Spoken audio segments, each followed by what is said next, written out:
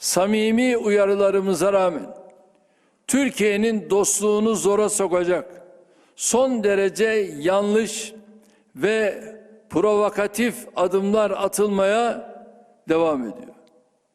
Milletimizin kalbinde ve zihninde derin yaralar açacak, 1000 yıllık komşuluk ve kardeşlik hukukumuza gölge düşürecek bir hesabın içine girilmemelidir.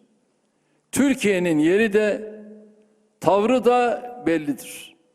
Ateşin daha fazla yayılmaması, daha fazla kan dökülmemesi için gösterdiği olağanüstü çabalar da ortadadır.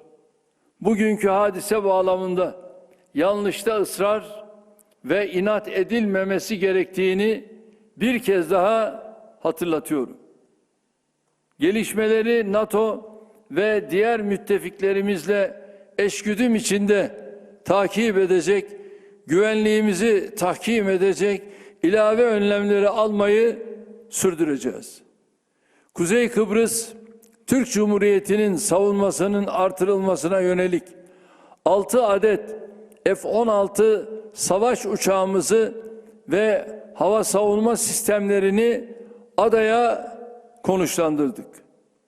İki devlet, tek millet şiarıyla hareket ettiğimiz Can Azerbaycan başta olmak üzere bölgedeki kardeş ülkelerle de dayanışma halindeyiz.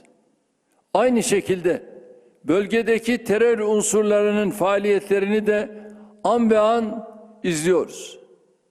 Terörsüz Türkiye sürecimizi sekteye uğratacak, bölgemizin huzuruna ve istikrarına darbe vuracak her türlü senaryonun en güçlü şekilde karşısında olduğumuzu bir kez daha vurguluyorum.